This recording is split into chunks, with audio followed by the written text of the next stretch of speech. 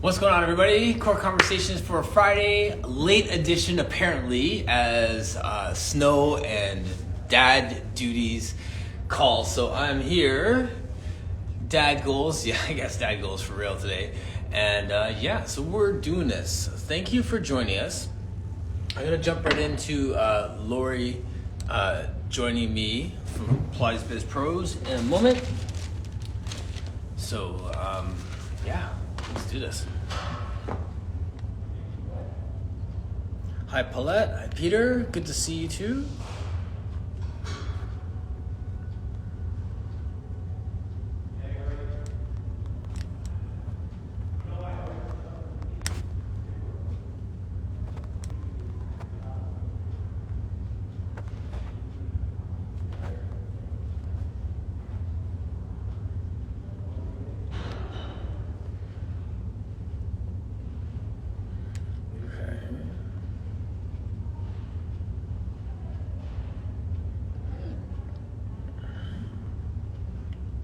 Hope everyone's doing well.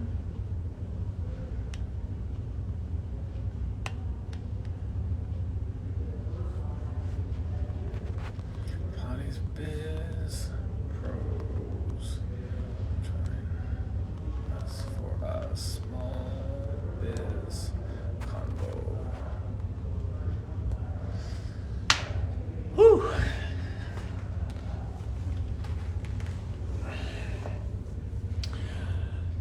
All right, so we'll just take a minute for people to join us in the chat here, and then we'll get this going. Hey there, Carrie. Hope you're doing well. While we're waiting for Laurie and the group from Pilates Biz Pros to join us, Carrie, if you have a moment and want to join us on screen and talk about your group that's coming up next week, that'd be awesome. If you have any online classes, workouts, programs, stuff that are coming up, I'd love to hear. So, Carrie, you can just type it in the chat, or you can join me on screen and just talk about what you and Amy are up to. I mentioned it yesterday, and I have a couple of other things here.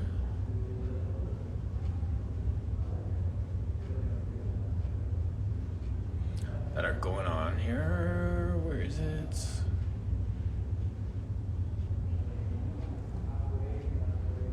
Yes. So one, we have this blog, as I mentioned a couple times, they're coming out. So follow Pilates Thinker, Carol Ammons. She has an amazing blog that's coming up. That's one. Two is a mentoring program that is also starting soon, Elevate, that Claire is doing. And Cecile is one of the mentors who are going to be helping with that. So some great programming is happening there. What else is going on?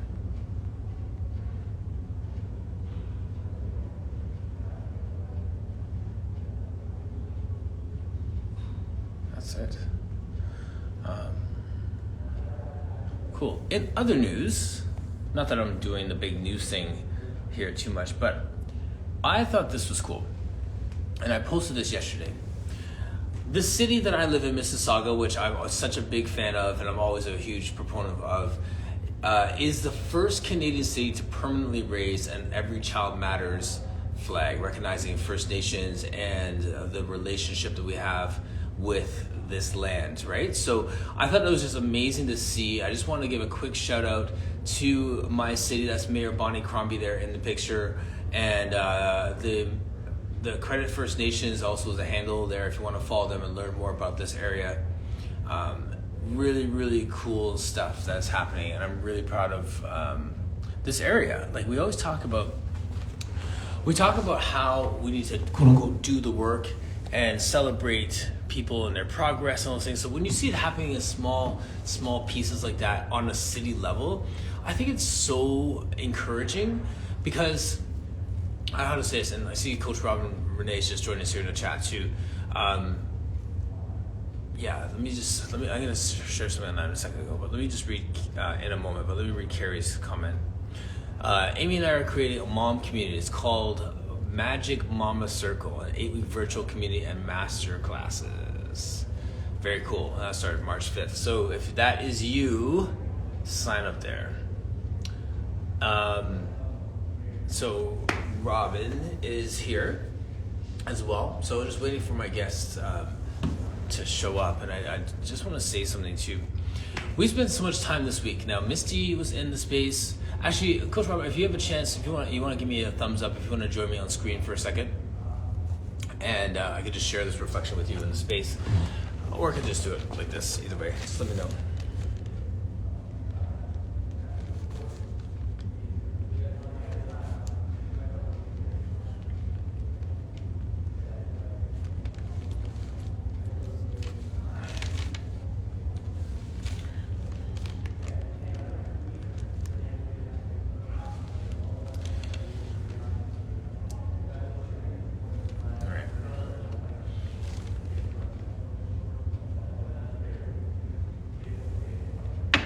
Just a bit of a delay, so I just wanted to just pause for a second and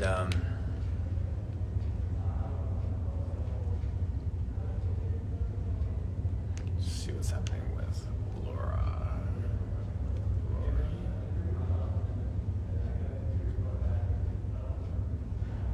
Okay. All right, so this is what I was gonna say. So here in the city of Mississauga, we talk all these things all the time about change we're making within our city, within our studios, within ourselves. Black Lives Matters, anti-Black racism, the conversation we had earlier this week about accessibility and inclusion. All that ties into actually making change. And how do we make change? What does that change look like? So it's interesting to learn as I am sitting in, okay, it's all good. So as I've been sitting with the mayor's Black advisory team, the Black Caucus advisory team, and all these different boards I'm sitting on, understanding how change works at these levels. Like, we want to just like suddenly see change and have this about face, but it's policies that have to change, and it's like things that have to be put in place. So even to see like that, Every Child Matters flag go up, and for it to be the first city to permanently raise that flag, I think that is powerful. And for the First Nations people who are looking at, atrocities that have been done, and the work that needs to be done still, those small steps matter. They really do matter, and they show that we're looking in the right way. And if nothing else, it creates a sense of accountability to live up to those actions that are moving in that same direction. So I'm just thinking about that, and we've had some really challenging and thought-provoking conversations all week.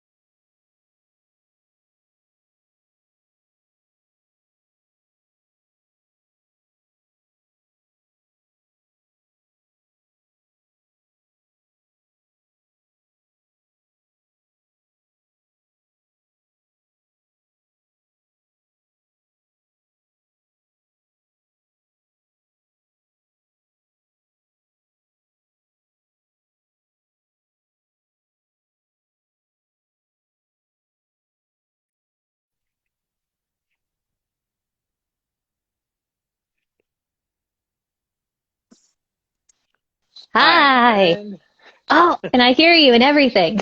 nice. I think you need to tip your camera up maybe to catch me. Like it's like it centers off once you got your technical team there. Oh my gosh, I'm so lucky to have a technical team, a producer. Producer. Is that Mark in the background there? Yes. I Nice. lost him Hey in Mark. my ear. Hey. We make anything we do fun. So Right. let's see if I can get you back on there. We're gonna try to connect my earbuds again so I hear you loud and clear. So you made it safely. I did. And it wasn't like any big deal, but like if it wasn't snowing, I would have been able to do the turnaround and get here on time. But I Yeah. just figured like I'm not gonna rush. Two, the roads won't let me rush. Not So worth it. Not worth it. Here we go. Do, do, do, do. All right, let's try that. test. How's it sound? Okay, I gotcha. Good. Nice. So, for those of you who were here last week when we had this conversation with Mark, Mhm. Laurie was in the background. We kind of pulled her into the conversation. So this is her time now, and Woo! I love these conversations. And honestly, like the origins of these whole core conversations are getting to Yep. understand and learn like the man behind the brand, the woman behind the Yep. brand, and just get a window into, what they do and how they got there. So, Yep. we'll still unpack some of the technical business stuff, which I think is super interesting. Cool. But I'd love to hear more about you and like how you found Pilates and all that stuff. So if you could just start Sure. like with your name and your businesses, Perfect. plural, Okay. and we'll go from there. I'm Laurie Johnson, and I co-own the brick and mortar, the Pilates studio in Hadley, Massachusetts, Mhm. Western Mass, not near Boston, on the other side. And I began working at the studio about 20 years ago, just as the office manager. And 10 years or so in, I was trained to teach, and my coworker and I purchased the studio. So we have now owned it for the last 10 years or so. Okay. Yeah. And when I started working, I had no idea what Pilates was. I was actually training to be a yoga instructor. And true story, my first Pilates mat class, I was like, oh my God, I love laying down so much. And I was like, I like Pilates more than yoga. Yeah, true story. So you didn't have that sense of like, wow, this is like yoga but harder. Now I have to use my abs a little bit more type thing, or Yeah, but I liked the or the supine position a lot better fine. than standing. And then it was just a natural fit because this was my job in the office. So I was here Right. and Nice. fell in love with the Pilates. So you legit went from working the desk to owning the business.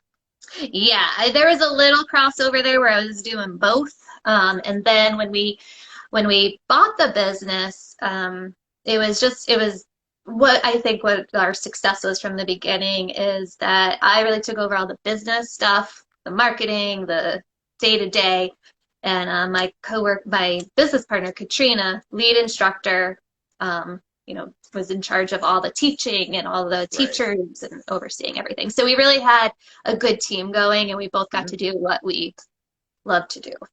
Right. I think that's really going to be the central thread through this conversation to some degree. Team. But yeah, team, love doing what you love, that sort of thing. Mm-hmm. But I just didn't hear you say that. Like, do you think that it really is, I'm going to use a strong word, impossible to really be successful without having that other person? So one could be admin, the other could be teaching, or like one could flow in one area and the other can flow in that person's. Yeah. I mean, I believe, well, it also depends what your idea of the success is. Like, what is your end goal? Sure. And I know for Katrina and myself, this was we had to make it work. Like, we didn't have any other, we had nobody else helping take care of us at home with the income and everything. So, I do.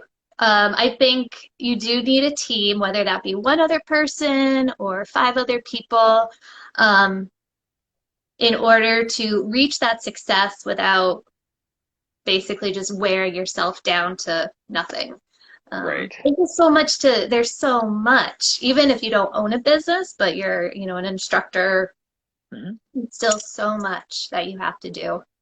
Yeah, well, absolutely. And one of the things that Mark said last week too is that the thing that suffers ultimately is your quality of life. Absolutely. So the answer is like, yeah, you could do it by yourself, Mm-hmm. but it's at the expense of. Exactly. Is it worth, yeah, in the end, is it worth it when it's at your expense? Yeah, no, Right, totally. truly. And that was another thing with going in with this teammate who, you know, we've known so many studios, yoga studios, Pilates studios, fitness studios, where you know, they start as a partnership, but both people are like passionate about teaching. They're the they're the instructor and they want to teach, and then there isn't that piece that has the all the other things that we all know about.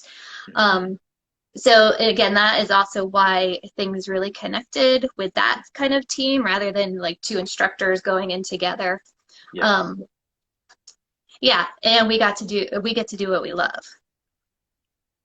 So so what do you like? Do you love just like the inner workings of the business piece? Is that Yeah, what you're getting at? Yeah. I do. My passion is marketing, graphic design, but you know, I mean, even like back to like making sure the toilet paper was stocked, making sure the clients were all taken care of, making sure the place is neat and tidy, like just Yes. all those things. Yeah, it's from stocking the toilet paper to, you know, digital advertising and social media and Yes. all that stuff. It just everything. You sound like my wife. Like she's like a behind the scenes, get it done, Uh-huh. creative. Yeah. Yeah, totally on that same wavelength. And she's in the chat too. Like that is completely her. Awesome. Um, Yeah. from Well, like, you know, having fun shopping to make sure that everyone has like the same washcloths or candles or yeah. soaps or, and then, you know, the marketing and the Yeah. logos and Those yeah. details are, I mean, they're so important and they are behind the scenes. And I often think of like when you know, you see the star of the TV show, you see Mhm. her, you know, that's the star, but then behind the scenes is so much else that goes into, you know, every little piece of production. Yeah, absolutely. You know, and it's so funny you say that because that really resonates with me as well. When we were in school, one of the books that we read was like in like grade 8 or 9, Fifth Business, and it's like this Canadian book. I can't remember anything about it except for this, this one piece. There's this concept of a person who is not the lead character, Uh-huh. but they're almost the most important character, Uh-huh.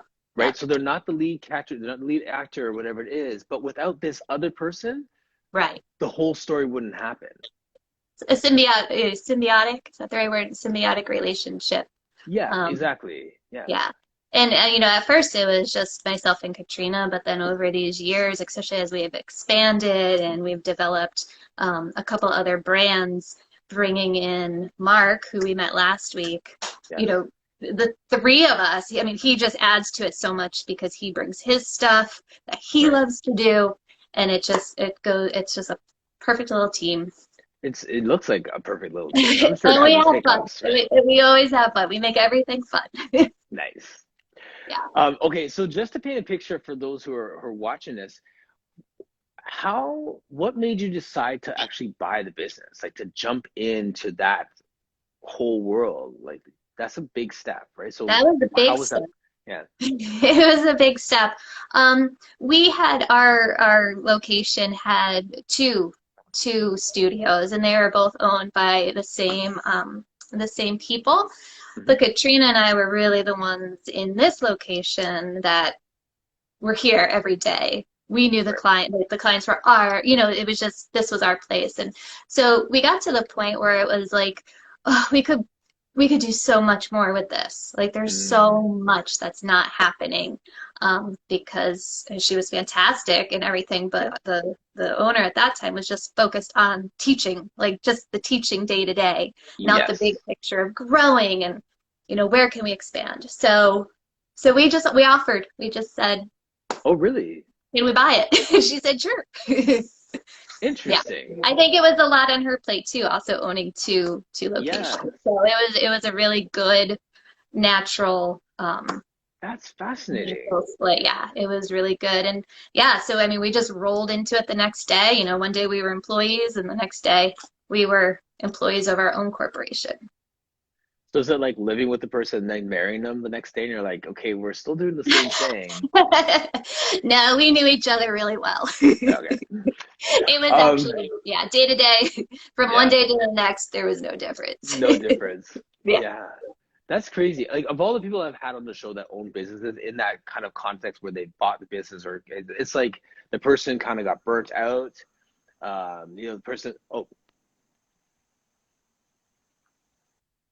Hold on one second. Oh, it's back now. Or is Oh, it? there we go. Okay. Okay, so you were saying, Yeah. So there's been all these different scenarios that led to that new studio, whether it's like the person, like they burnt out, they had to sell, financial hmm, duress, left in the middle of the night. It was never like, this is going great. I think we can own this and grow it. Do you want to sell? Like yeah, I honestly, of all my conversations, I don't think I've had one that said like what you just said. yeah, like, can we buy it? Yeah. And Yeah, it was, I don't know if you could create that situation. Like sure. we knew how the business ran when we Yes. bought it. We weren't looking for a space. We weren't looking to grow our clientele. It was right here and we just stepped Yeah. in. And then took it to a whole different level. For sure. Um, so how did that process go? Like, I think that first people, like for myself too, when you hear that, if someone is watching this or watching a replay later and they are the person who is running a studio, there's an owner, but they're physically the face of the Yeah. studio. And like for them to say, can I buy this? What does that look like? Lawyers involved? What do numbers look that not actual numbers, but like what does that whole Like that conversation look whole like? process. How long? Yeah, from can we buy this to here's the keys. Yes, I gotcha. Well, we didn't know. We learned from Google, honestly. We Googled it all. Yeah, There you go. definitely we worked with one lawyer, because it wasn't contentious or anything. It was, um, we both wanted it. And then there is we had to evaluate, all the equipment. We had to come up with a business valuation for the Valuation. clientele because that was a little tricky because the clients were really connected to us. They didn't Hmm. even know this other person.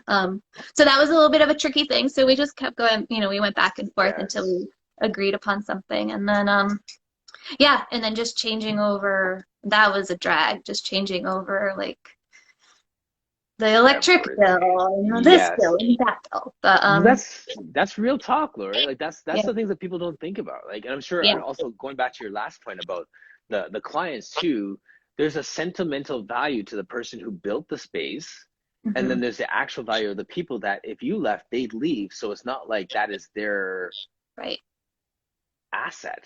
right. Yeah, that was a tricky part. Oh, you lost your audio. No. Did you lose him? We lost his audio. And it's back. Oh, there we are. It's back now too. So I don't know. It Yeah. keeps popping in Oh, and out there.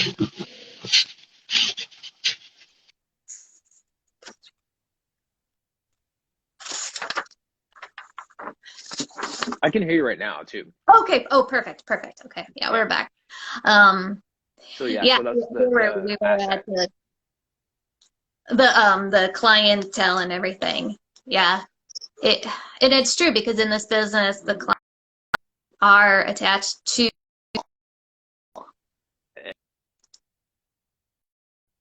And I'm back. Sorry about that. Someone just called through there. that's Isn't all this right. We'll fun? make Like there's these real authentic conversations with all these interruptions and starting it. late and audio and calls.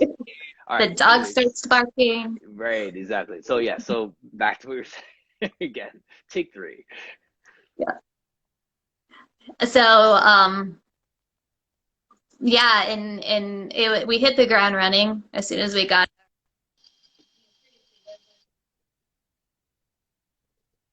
And your audio just dropped out again. Paul. So Katrina and I were really excited to take the Yeah. Yeah. You're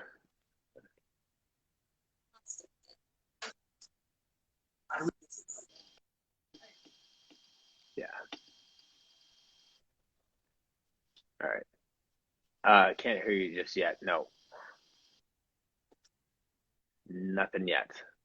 All right, there you are. There you go. I bet it's the snowstorm. Yes. Do you have are you with do you have a teammate or partner there at your studio? Yeah, so this is for lack of a better word, it's a micro business, right? So my studio is within a clinic. Uh-huh. Yeah, so my business partner owns a whole space. So he has the Okay. gym, the front clinic, and then my studio's in here. So I have a working relationship with him. So that's I highly recommend it for those of you who are looking at a business model, whether it's transitional or as your end goal, to do it like a business within a business, because it's been, especially during these lockdowns, Hmm. having a physio in the front end kept our doors open. You know what I mean? I haven't had to close out completely. I have, a referral Lovely. base on all those different things. So it's worked out really well because I want to be free to be able to do things I love, like speaking and going and Hmm. traveling and like presenting, as well as being in the space. So I'm not anchored to Hmm. having to keep the lights on in this space. It's Right, more affordable, but I right. can still think so. And then Yeah. I do have another person who's joining me as well. So now she's taking on some clients, and her business is growing within here as well. So Oh, nice. That's exciting. mhm, Congratulations. That's great. So yeah. you didn't have to shut down completely at all? No, no, I've stayed in here the whole time. So Nice. Nice. yeah, Yeah, yeah, that was tough. it was, right? Like, and for you guys, like, how did you pivot during that time?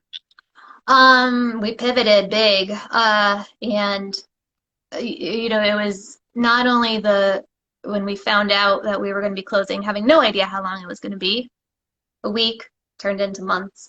Right. Um, Not only having a team of 3 people, so, invested in this, we were able to, within a day, get online classes up. We started teaching 5 classes a day online. So we had the skills in order to do that. Mark did the tech, Katrina did the Yeah. teaching. I did the, making sure everybody knew about it. Communications. Yeah. Yeah. But also having the just the support of each other in order to make it all work because we were all scared. Like, what was happening? We were all Right. so scared. Yeah. Yeah, and we realized quickly on that the online people were not the people that were coming to our studio. So we were very grateful when we got to open up. I think it was 4 months later. Hmm. We were very grateful to be able to open up and then have the two things going Yeah. on. Absolutely. Yeah, Yeah. I found that as well. Like that's been a blessing. So I it's just so think funny. it was a blessing. It was definitely a good thing that came. Absolutely. And it's like, I know so many people thought, okay, I'll just do this online thing and then we open up and then we could just close out that online thing and go back to our life. It's like, well, Uh-huh. there's people online, like, well, what about me? Right? I Yeah, mean, they're not, exactly. yeah, Exactly. I mean, we just found that we tapped into like this whole I mean, we were having, we were starting to get people from, different states. It was hmm like, oh my gosh, like this is incredible because, we live in a small area, very small area, and okay. we can only we can only take in enough people like within Yes. 15 minutes, you know what I mean? So it was quite incredible to us to discover that and to be able to then, teach to people all over the United States. Yes. Yeah, for sure. So what's the demographics of your area like? You're saying it's like a smaller suburban type area type thing? Yeah, yeah, really. We are, there's a lot of farmland, and then there's like these itty bitty little downtown cities, Hmm.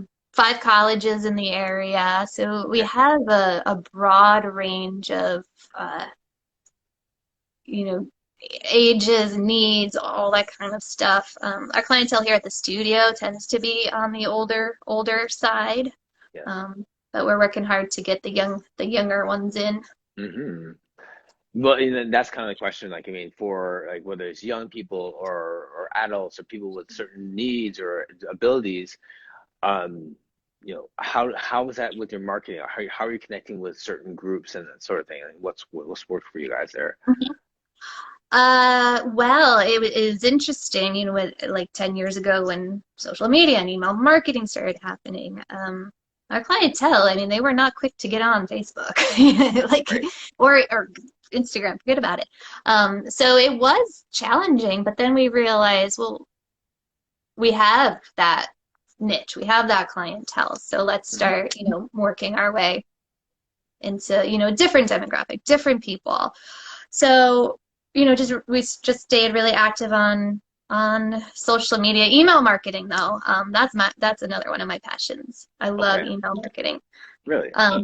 Yeah, and just keeping at it and digital advertising. We tried some print ads, but that never really, we didn't find that very successful. And we couldn't really track how successful it was. So, Right. Yeah. One of the conversations we were having earlier this week, I kind of thought of this as you were just saying that right now. When I had Misty and Tasha in the area in our conversation, we we're talking about accessibility and inclusion and all these different things, and we kind of landed at this space of saying like you don't have to get everybody, but you do have to get like your people, the people that you're passionate about, or just seeing who's in your area, right? So yeah, sometimes we get burdened with this. Okay, I need Black people, I need people with different abilities, I need larger bodies, and I need more men, and I need to tick every single box and have everyone coming in. right. You know, I've just been thinking about that all week. I was kind of musing on that because I think that's not fair to think that we have to burden ourselves with chasing down every different. You're doing yourself a disservice if that's what you're doing. Oh my God, I could talk so long about this. Um, Hmm. yeah, we've actually presented at um, PMA, right, Mark? PMA a couple years ago. PMA, yeah, PMA, and our presentation was all about this avatar. You know, you Yes, your hone in on ICA. one Yes. person, and I take it a little far. I name the person. I find a stock model picture of the person. That is our person, and we develop a whole marketing campaign about that person. And we got a lot of questions from people like, but I'll take any, like, but I want to work with all sorts of people. And Yes. the thing is that you're not going to say no if somebody who is not your avatar calls. Right. But when you can really hone in on what your avatar, your ideal client Mhm. is feeling, the problem, and how you can fix their problem, how you can relate to them, how you can talk to them. It's just so much more successful because your Yes. message isn't kind of blurred out across everybody.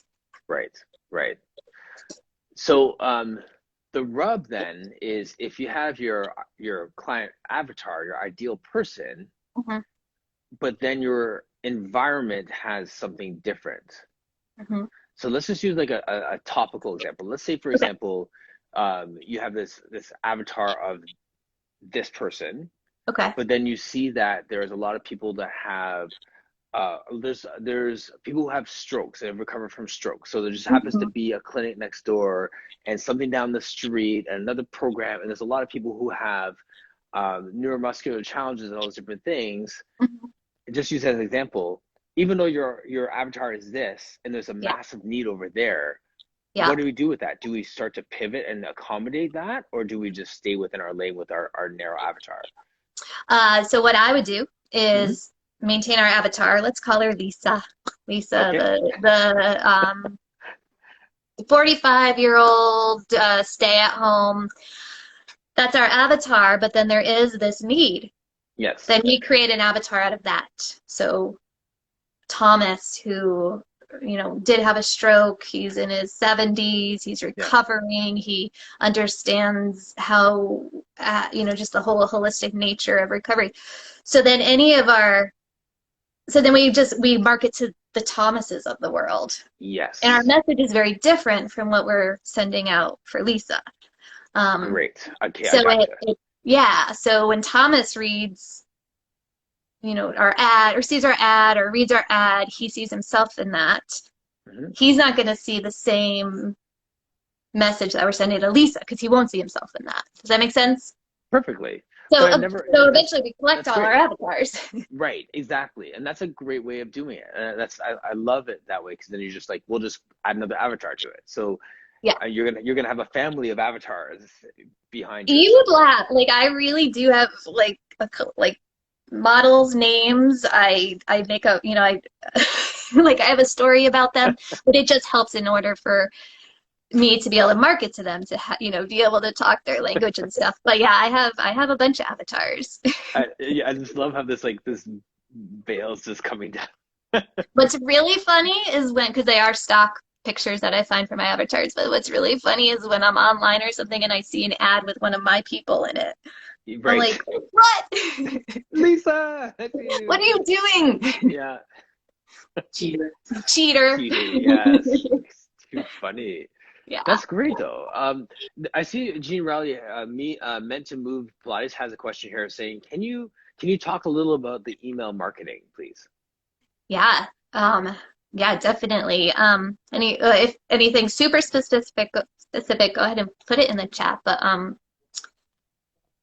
you know, I have said I feel like the tides are turning now, but I mean, starting like 3 years ago, I said to any of the people who I was giving advice to or consulting, whatnot, I said, stop the newsletter. Mm, Nobody cares. Like, stop the newsletter. yeah. And the truth is, I mean, we all get so many emails every day, blah, blah, blah, blah, blah. Any email marketing you should send should be about one thing, not about all the things happening this month at your studio, because people don't have the time to read. They don't read. I mean, obviously people care about your studio, they care about you, but they don't Mhm. really care. And having that one thing, like say it's a reformer class, a new reformer class that's happening, sending it to the people who would be interested in the reformer class, not sending it to Thomas, because to Yeah. Thomas it's going to be irrelevant and he's going to just probably not read the emails anymore. So really Right. honing in on, who your audience is, the message you need to send, and then what that personalization, adding in the hi Lisa, which email marketing does that for you. You don't Yes. have to address each and every email individually. And then always, always, always making sure there's a button to click on or an action to take so Call you to can then go action. back and see, did they take action? Mhm. Click here for more information. Like, put the information on a landing page rather than in the email, because then you know who's interested. Yes. So yeah. But like I said, if you have any more specific questions about email marketing, let me know. No, that's a great primer for that because I'm sure like people are going to think, okay, how am I doing this? What are the opportunities for me to expand that or to be more intentional with the way I'm presenting it? So hmm hmm yeah, no, that's And good. automation. The automation was something that I really dug my heels in 4 years ago or so. I was like, Hmm. no, I want to create the email, like I just automation and everything. But I have Hmm. since discovered that you don't have to sacrifice your voice and your Yeah, personal. personality and stuff, Yes. and you can still automate, which means you set it up once and then you don't have to do it again, which is Yes. awesome. Yeah. So do you have like courses on automation and email marketing and stuff like that you could Yeah. point people to even now? Because we're at 10:59. I mean, thanks to my snow fiasco, like we're so cramped on time here. Yeah. So point people in the direction of, You. oh, Like, of me. yeah. Like, what do Oh, yes, absolutely. Well, you can find us under, we've got Pilates Business Pros, which is our consulting company, where we work with studios, instructors on uh, their needs. And a lot of times people will come to us and they don't know their needs. They're just like, Yes. uh. So, we help them just, figure out where to start and then where to build up from there. Um, and then you can also find us on our new brand, fitstreams.club, Yes. which is exciting and deserves a whole hour on its Oh, own. next Friday. Yes. Yeah, yeah, exactly. We'll just meet on Fridays, Martin. That's great. Yeah, let's do it. Like we could totally do that. Yeah, no, that's good because you guys, it's really refreshing what you are doing, and I think that just hearing you speak again, as well as last week, there's so many things I didn't even touch on, um, but that sense that you have three different channels, three different ways that you're presenting, and hmm you're all flowing from your place of passion. And just I guess to close off, the one of the things that Mark said last week is that we're taking away from the transformational journey of our people when we're trying to do all these different things that aren't us. Right. We call that the before and after. Yeah. Before and after. It's it's a it's a idea that has changed how I market to Yeah. how I do marketing, how I do everything, the before and after language. Yes. Where is this person? Where's Thomas before Pilates? Hmm. And where does he end up after Pilates? And he Yeah. wants to know that. He wakes up in the morning wanting that. He doesn't wake up in the morning saying, like, I need to find a Pilates instructor. Yes. So yeah, really honing in on that. Nice. Oh, so much more to say. Okay. Like I said, we're here all the time. I mean, Yes. we're here. We would love to be on. We're so happy to be getting to know you and to be Likewise. developing this relationship. And again, something awesome about the pandemic is that we were just being able to connect For to sure. so many Pilates professionals, fitness professionals, and Mhm. and expand that team. Yes. You know. All right, let's get it. Round Thank 3. Thank you you. so much. Honestly, No this was so problem. fun. And if you go anywhere else, drive safe. All right, we'll do. Okay. All Okay, right. say bye to Bye, Mark, you too, if you everybody. hear it. All right, thanks, everyone.